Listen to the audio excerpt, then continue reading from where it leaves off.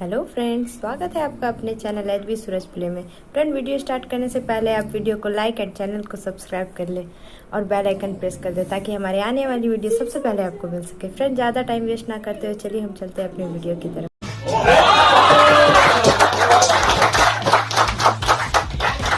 This reminds me of one quote, like, alone we can achieve this much, but as a group we can do this much. And it was a great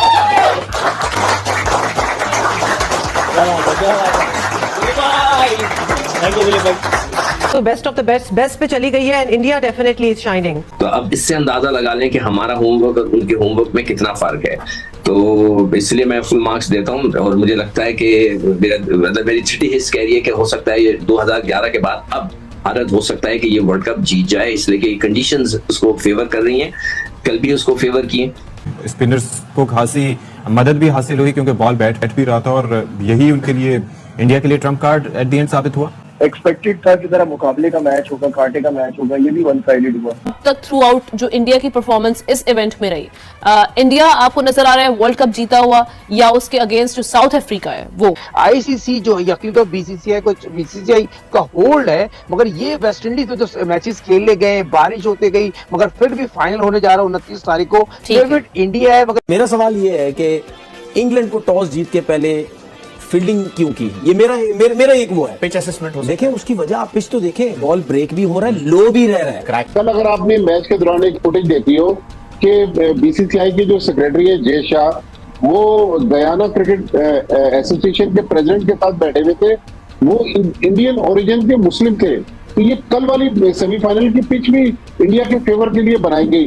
तो मेरे ख्याल में level playing field दी जानी चाहिए, लेकिन India के पास क्योंकि पैसा है, उसके बहुत ज्यादा ये जो है, मुझे खुद यकीन नहीं आता कि इंग्लैंड, ऑस्ट्रेलिया, न्यूजीलैंड तो बड़ी बड़ी बातें करते हैं इनका कि जी हम लोग सारा उनका कंट्रोल होता है, मगर वो भी भारत को कुछ नहीं कह सकते। अंदर पहले तो कल का मैच का एनालिसिस आप दे दें, बिकॉज अब बात तो बेस्ट ऑफ द बेस्ट पे चली गई है and India definitely is shining. देखा, मैंने आपसे पहले भी कहा था कि ये जो कंडीशंस हैं भारत को सूट करती हैं, इसलिए कि हमारे सब कॉन्टिनेंट की जो कंडीशंस हैं वो वेस्ट इंडीज जैसी हैं।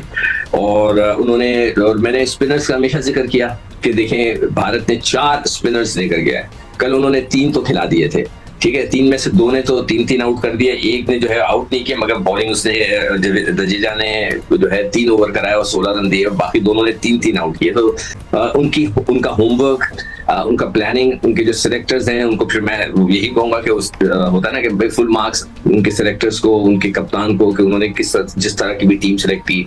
और हमारे वाले सिलेक्टर्स माशाल्लाह से उन्होंने एक ऐसा स्पिनर दरियाफ्त किया था और उसको लेकर गए थे जो अभी तक अपने घर में बंद है, मिस्ट्री है। उसको बोल दिया गया कि घर से बाहर मत निकलो इब्रार को, कि कहीं आपको कोई देख लेगा तो आपकी बॉलिंग का पता चल जाएगा। उसको खिलाया ही नहीं। तो अब इससे अंदाजा लगा लें कि हमारा होमवर्क और उनके होमवर्क में कितना फर्क है। तो इसलिए मैं फुल मार्क्स देता हूं और मुझे लगता है कि मेरी छिटी हिस्स कह रही है कि हो सकता है ये 2011 के बाद अब भारत हो सकता है कि ये वर्ल्ड कप जीत जाए, इसलिए कि कंडीशंस उसको फेवर कर रही हैं। कल भी उसको फेवर किए। कंडीशंस अक्सर ही हमने देखा है कि भारत को फेवर कर रही होती हैं, या एक तो उनकी टीम बड़ी अच्छी है, दूसरा क्या कंडीशंस भी आपको लगता है कि आईसीसी बाय डिजाइन कुछ ऐसी चीजें करता है जहां पर जरा इंडिया को सपोर्ट मिले? देखिए अब्दुल्ला, अब से कुछ साल पहले तक तो ऐसा नहीं था, लेकिन अब जब हम 2024 में खड़े हुए तो मेरा ख्याल में अब ये चीज बिल्कुल क्लियर है कि बहुत सारी चीजें जो हैं वो इंडिया के फेवर में आईसीसी कर रहा है। अब जिस तरह कल का जो मैच था, अगर ये मैच बारिश से मुतासिर हो जाता और इस मैच का फैसला ना होता तो इंडिया डायरेक्ट फाइनल के लिए क्वालिफाई कर जाता और इंग्लैंड बगैर खेले बाहर हो सकता था। जबकि जो पहला सेमीफाइनल था अफगानिस्तान और साउथ अफ्रीका का, उसके लिए रिजर्व डे रखा गया था। तो मतलब सारे कवानीन जो हैं वो आईसीसी इंडिया के लिए, इंडिया की मर्जी से बना रहा है। उनकी टीमें अपनी मर्जी के होटलों में रहती हैं, उनकी टीमें अपनी मर्जी से ट्रेवल करती हैं। तो ये समझ में नहीं आ रहा कि जो टेस्ट प्लेइंग कंट्रीज हैं जिन पर मुश्तमिल आईसीसी बोर्ड है, जिस बोर्ड ऑफ डायरेक्टर्स में पीसीबी चेयरमैन मोहसिन रफी भी हैं, हमारी तरफ से हमने नहीं देखा कि किसी ने जाके आईसीसी मीटिंग में आवाज उठाई हो। लेकिन इंडिया के लोग इतने पावरफुल हैं कि वो पूरी वर्ल्ड क्रिकेट को डिक्टेट कर रहे हैं।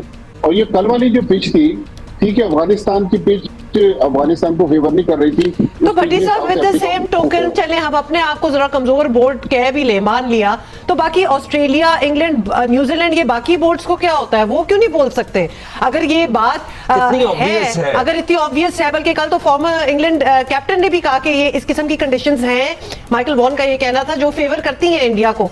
मतलब ये बातें हो रही हैं, तो ये बोर्ड्स फिर इसको एक इशू बना के बात क्यों नहीं करते?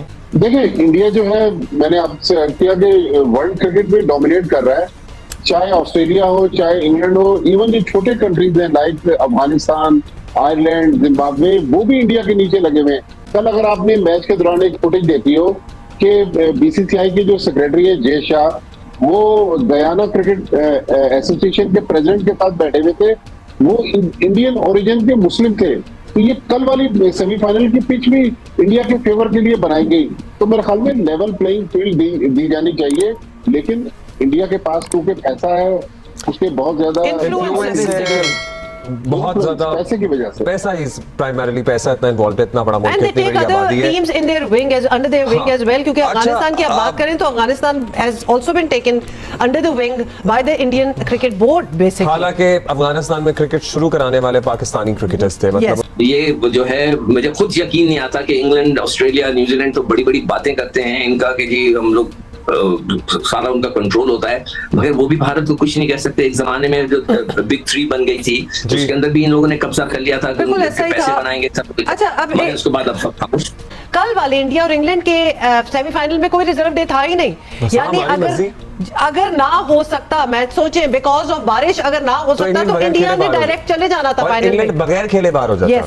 तो ये चीजें बड़ी टेलिंग हैं। बेसिकली कहने का मतलब है अब तो बिल्कुल ही एंड ही हो गया वर्ल्ड कप का, लेकिन इन पे बात होनी चाहिए और सारे बोर्ड्स की तरफ से ये बात होनी चाहिए।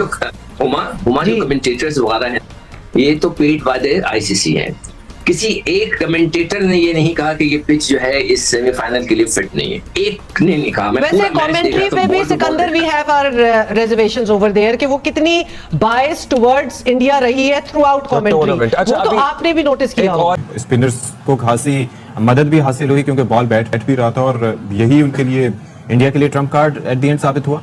एक्सपेक्टेड था कि जरा मुकाबले का मैच होगा, कांटे का मैच होगा, ये भी वन साइडेड हुआ। जहां तक बात है इंडिया की, तो India got a complete team, एक इतना सॉलिड बैलेंस है कि आप देखें उनके सुपरस्टार विराट कोहली रन नहीं कर रहा, तब भी उनको फर्क नहीं पड़ रहा, वो जीते ही जा रहे हैं, वहां जीते हैं। अभी भी मुझे लगता है कि फाइनल है, ये इस चीज को चेंज कर सकते हैं। जरा ये बता दें, अब जो फाइनल होने जा रहा है वो दो ऐसी टीमों के दरमियान जो अभी तक नाकाबिले शिकस्त रही हैं, तो आप किसका पलड़ा आपको भारी लग रहा है? देखिए, मुझे अब वो एक बात होती है कि आपकी ख्वाहिश क्या है और चांसेस क्या लग रहे हैं।